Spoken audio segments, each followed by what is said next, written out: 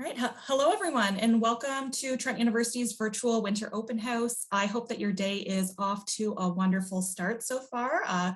We're excited to welcome you to the Political Studies academic session. My name is Kara Walsh. I am a Communications and Media Relations Officer here at Trent University, a proud Trent alumna, and actually from Political Studies program specifically. And I'm very pleased to play the role of moderator today.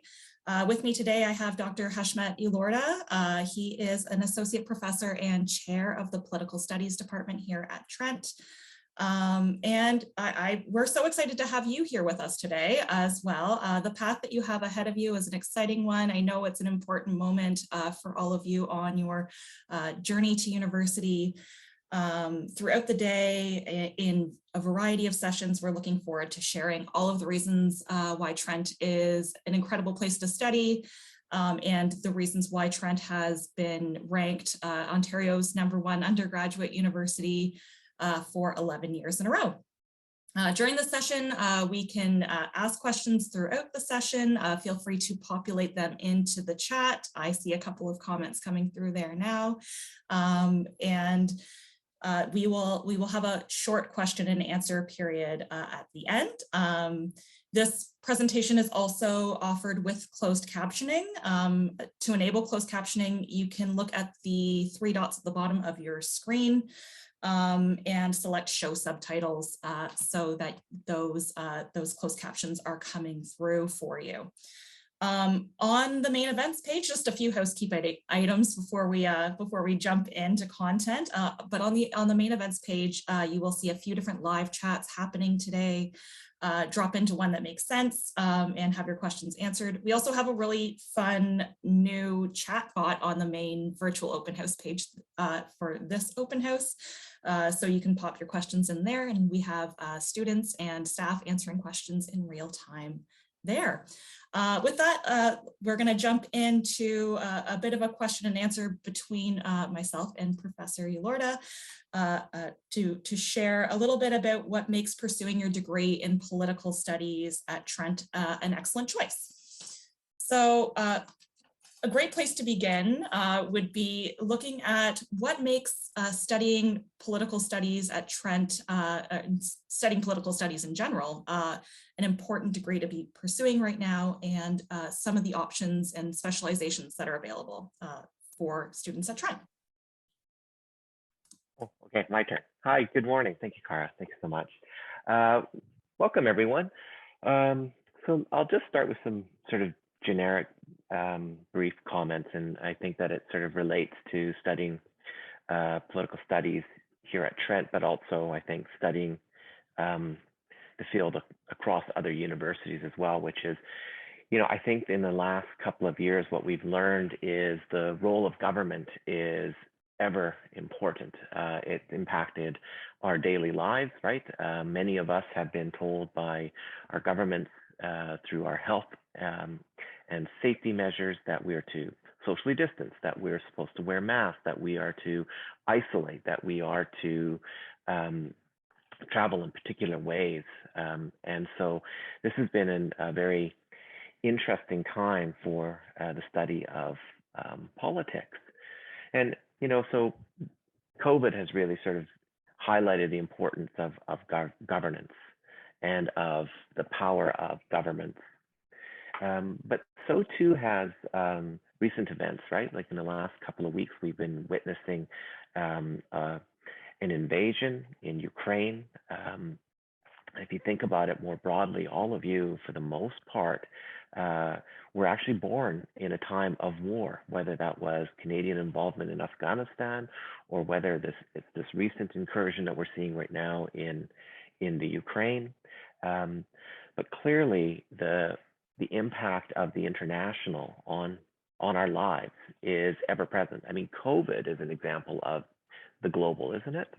Where in which we had the transmission of this virus from one part of the planet to the other part of the planet, literally in days. And so I do think that means that politics has become really sort of pronounced in our lives, and understanding this sort of complexity. And I was reminded of with friends talking about Ottawa and the recent protests that took place there, the trucker convoy. And I understand that you know people are divided on that as to whether it was worthwhile, whether it was right, whether that was a breach of the law, right? All of these things speak to our values, and they speak to democratic processes, and they speak to the way in which the government really does impact our lives, whether it is to protect or whether it is to restrict. Um, so ultimately, I would say that studying politics, whether you're a major or just as a university student, um, in this time is really impactful. Um, sorry, That's- Cara, was I going Yeah, to talk yeah, about something yeah, else? that's perfect. I think I couldn't agree more. It is such an important and interesting time to be pursuing the study of politics. And uh, I, I, I, I think that you've made some excellent examples there. I'm wondering if we could talk a little bit about the Trent experience. What specializations are available for students? We have some new specializations that have been recently launched. I'm wondering if we can chat a little bit about those. Sure. So typically in political studies, I'll just start with the title. We don't actually call ourselves political science. And the reason why is we believe as a department that politics is about human interactions. It is made by people, and it's based upon different ways in which we understand and view the world that determines how we act in the world. Um, so our department has three streams, and two of which are organized into specializations. Now, specializations, I don't know if you know what those are, but essentially it means that when you graduate, you get this sort of designation that says that you have specialized in a particular aspect of political studies. In our department, there are two right now, and a third that is, there's three right now, and there's a fourth on its way. One of which is world politics, and that's a specialization that I'm involved in, and I'll explain them in a bit. The other is political theory. Another is public policy. And a soon to be, which we're working on right now, is one on Canadian politics. And essentially what this means is that you can specialize in a particular aspect of politics, and you can start to go in depth as you move through your years at Trent. So as you move from first year through the second year through the third year and fourth year, you can actually start tailoring your courses towards that specialization. And ultimately, you come out with a really solid understanding of that particular area. And that's why it's a specialization.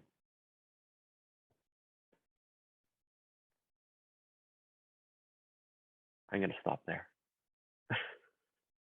Perfect. I am just populating some pieces into the chat so that we were able to help people navigate the process throughout the day. I was just ran a little short on typing skills for a moment there, Hashmet.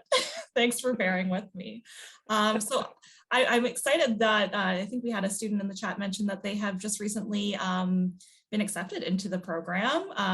So Kennedy, that's really exciting news for you. If anyone else has questions about admissions, there is an admissions chat today. So feel free to pop into that session and you can have any of your questions answered there. I'd like to move now to what I think is a unique approach for Trent about interdisciplinary education and the ways that you're able to learn from experts across a variety of departments at Trent Hashmet. I'm wondering if you could talk a little bit about the ways that interdisciplinary education comes alive here. Yeah, so if you haven't experienced the university yet, what you're going to sort of quickly learn is that we apparently all live in silos. So you'll find out that there is a department of political studies or a department of political science, and then there's a department that's sociology or anthropology and economics. And what often happens is that once a student enters into a particular silo, they stay in it. And at Trent, we actually break away from that. We don't think that in the current time that makes much sense. And instead, it's much better to get a much broader education. And we do that in two ways. Within our department, you'll find that many of the professors have very different approaches to understanding particular problems. So there's not just one approach to understanding, for example, the issue around consent. Why do we consent to be governed? Um, so within the department, there's some variety, different approaches, and that helps, I think, to understand the world with different lenses. So if I can give you an example, I take these off, I see the world in a totally different way. But when I put these on, I see the world uniquely, differently. And if I put on sunglasses, I see the world differently as well. And that's what we mean by different interdisciplinary approaches. By putting on different lenses, we see the world in a different way, or we see the problem in a different way. And the minute you do that, you also start thinking about different types of remedies, different types of solutions. Now, we carry that forward outside of the department because what you'll find is that you can take electives, you can take what are called cross-listed courses. So I'll give you an example. Let's say that you're interested in Indigenous studies. You're interested in the way in which Canada deals with Indigenous peoples, some of the politics around that. So what we offer are what are called cross-listed courses. They're courses that are hosted in Indigenous studies. So even though you're a political studies major, you can hop into that course, you get the instruction from there, and it still counts towards your degree. And we actually encourage our students to take that approach and recognize that, you can go out and really get a really interdisciplinary undergraduate degree that will help you whether you go off to graduate school or professional school, or whether you end your undergraduate and hop off into the work world. Because if you think about it, we live in a really complex and divergent type of world, right? We don't have the one solution that fits for everything. We are living in a time of complexity, and we expect our graduates to be able to cope with and lead on the issue of complexity in our times.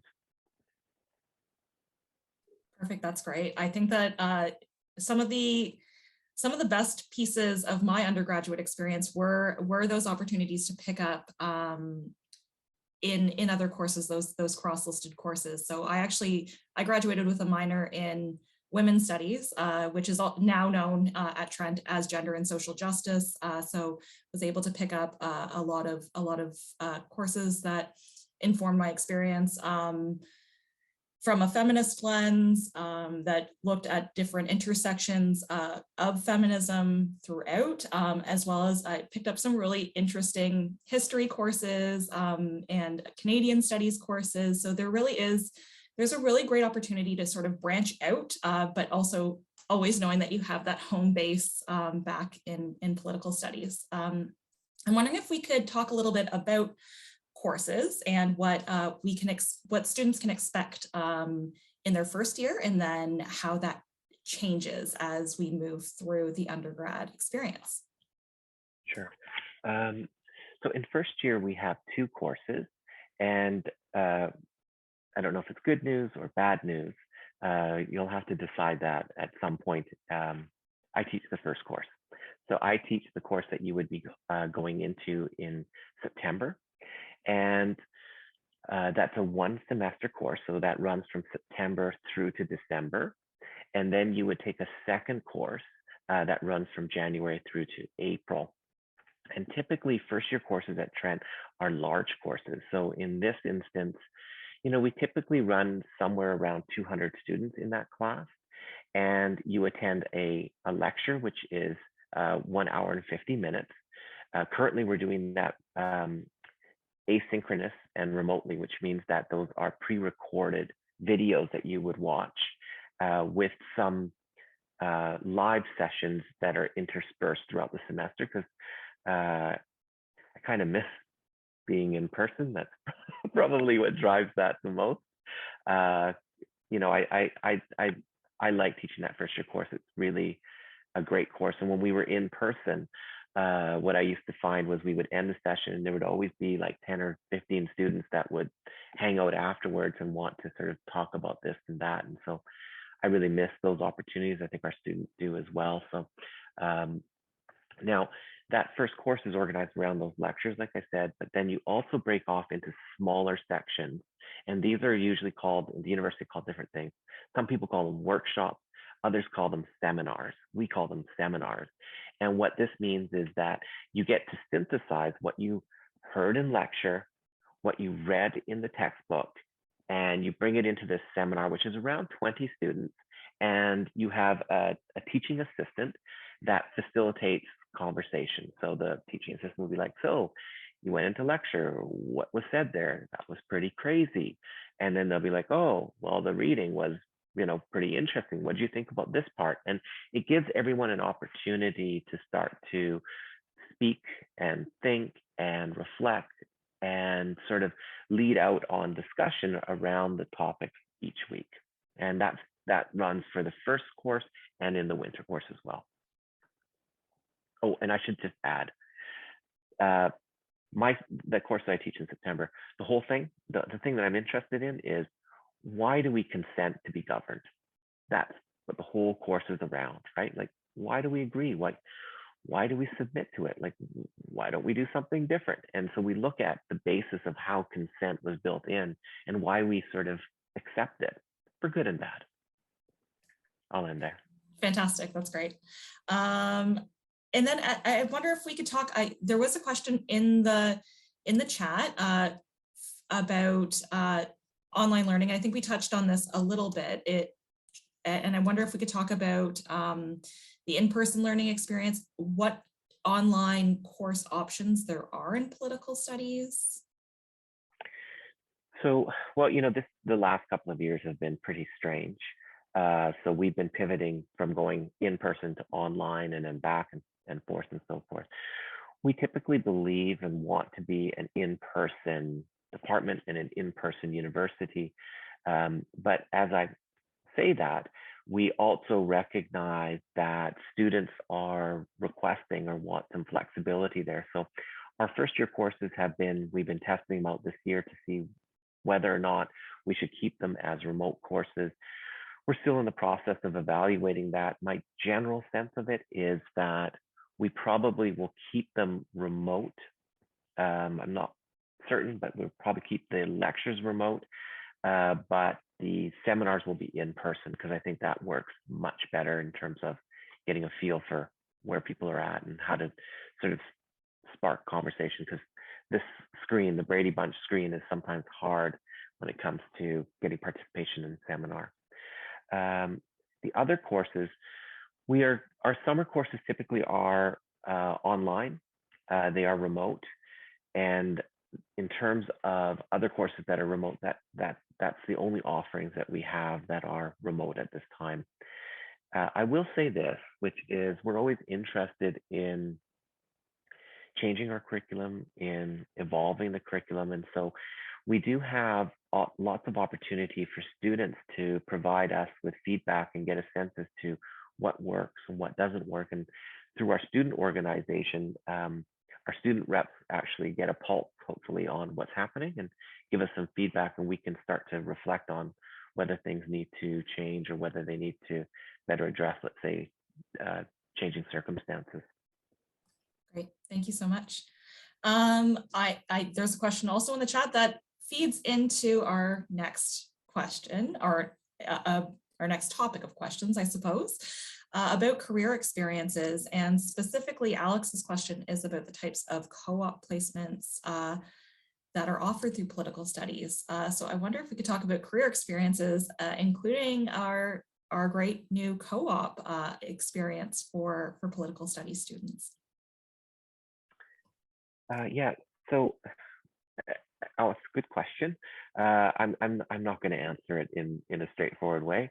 I'm going to start a little differently. I'm going to just start with very quickly, which is, under our public policy specialization, we also offer a field placement course in the 4th year. And I can speak to that because I can talk to you about the types of placements that we've had in the past that go with that course. It's a 1-semester course. And essentially what you do is we pair students up with organizations, different offices, and we try and match people's interests with organizations, with offices. whether that's government or whether that's NGO, a non-governmental organization, or community groups. So I'll give you an example. We've had a number of students that are interested in the way in which government operates. And so we've had placements with our MPP, that's Dave Smith. So he's had a couple of students, and actually one of the students has gone on to actually go and work with him. So we're really pleased about that. We've also had placements with our former MP, Miriam Monsaf, and we've also had placements at public policy think tank, so Canadian Centre of Public Policy Alternatives. And what we've done there is we've really tried to be flexible and try and ensure that students have that right placement, and we're pretty proud of the way in which that's developed. So if that's something that you're interested in, you absolutely can attend something like that. Now, in terms of the co-op is brand new. And this is sort of what I was trying to get at with the online courses, because what happens with a co-op is you have work terms and you have course terms. And while you're working, you're not taking courses. But to be a political studies major, you have to take certain core courses. And we're now going to be offering those in the summer semester. And that means that those will be remote courses. So that adds to it. Now, in terms of placements, we don't know yet what the placements will look like. We have a dedicated part of the university that is going to start matching people with the field of study and with the interest. So for example, I don't doubt that we will start to see placements, for example, within government in both the city level, right? So in Toronto, also, again, potentially with the province. And we would also, I would imagine, start to see placements with public policy institutions as well. So because this is new, we don't know exactly where we're going to go, but I will say that the university is very excited. We're excited as a department, and we do think that it adds another dimension to the degree. For those that don't attend the co-op, which is always a possibility, I want to remind them that there is that experiential learning option formally within that course that we spoke about. And there's also experiential learning based on some of our course offerings as well. And so there's lots of opportunities to sort of bridge between academe, right? So Trent, the community, and working with professors and field placement people to make sure that that transition and that motion that happens between field placement and the university is as smooth as possible. I'll stop there. Thanks. Thanks so much, Professor Ulorda. I think that's fantastic. And I think it really reinforces the importance of an undergraduate degree in preparing you for a variety of different paths. So as you've mentioned, people can go on to careers within academia, within government, but also in all sorts of wonderful sectors of work. So as I mentioned at the beginning of the session, a political studies grad, I pursued before I came home to Trent, so to speak, a decade-long beginning of my career in tourism marketing. So the co-ops really, I think, are a great opportunity for you to explore what you're passionate about and how to transfer those skills, those communication skills, those critical thinking skills, your reading and writing experiences that you'll gain within a variety of different humanities degree options, and see how you can apply them to a variety of different workplace opportunities. We are coming close to the end of time. Time flies when you're having fun. So I wonder if we could close off I think one of the most beautiful things about the political studies program at Trent are those opportunities for student connections to faculty. So I wondered, Hashmet, if you could talk a little bit about the Cottage and about the Trent University Political Studies Association, TEPS. I wonder if we could close off with that. Yeah, so I just put in my email in the chat as well. So if something pops up in your mind and you have a question, just send me an email and I'll try and respond. And if I don't have an answer, I'll find someone that does have an answer. Hence, I'll lean on Cara for that. Yeah, I will say that what's unique about us is so I used to teach in the U.S. and what Trent is essentially the equivalent of a liberal arts college in the U.S., which means that we're smaller, which means our classes are smaller, which means that the relationships are much bigger. And it means that, we work on a first name basis in terms of who we are. And there's some good and bad with that. I'll sort of say that, right? Which is like, if you're in my seminar, so right now I have a seminar that I'm teaching and there's 14 of us. And so if you miss a session, we all know, I know. So, you can expect me to say, so what happened, right? Like, because we're a group. And so with that, there's a real sense of collegiality amongst the students and amongst the professors and the staff. And where that all comes together is when we get together in the departmental office, which is actually a cottage. And that's what it's referred to. And it's got a cool sort of living space, and students sort of hang out there. They do work there. We do some meetings there. Everyone has a sort of space there. We used to do, again, COVID threw all this stuff into a bit of a loop, but there was coffee hours that were there. And so people really saw that as a place where they could just sort of hang out. And I think that sort of connection to people who are studying at the same time as you is really important. And it's a really good way in which to, experience what university life should be, which is some studying, don't get me wrong, there's got to be some, but a lot of fun too, right? And a lot of new connections and new friends and sort of being open to new experiences. So yeah, if you have a chance to come on campus, I know that I imagine tours are on. Is that right? Yes, you are anticipating my next word. So yeah, I think that I just want to echo your point about this university experience is about so much more than the academics, that it's conversations great and small. You will have conversations within your classes that will change the way that you view the world and shift the way that you see things. But then you also have these wonderful opportunities to build connections with faculty, with students, and it's just a wonderful opportunity to grow and to see the world a little differently. But let's talk about opportunities to get on campus. Trent has a spectacular campus in Peterborough. So we are offering a variety of in-person tours, lots of options over the March break, which I know is fast approaching. And then we are also really excited to bring back in-person open house events for the spring. So we have in-person open house events taking place in late April and early May at our Durham and Peterborough campuses respectively. I am noting the time, it is noon. So if anyone has sessions that they are needing to head off to, it's been such a wonderful time to share with all of you. And there's lots of resources available throughout the day. If you have any questions, feel free, as I mentioned at the beginning of the session, to pop into those chats and get your questions answered.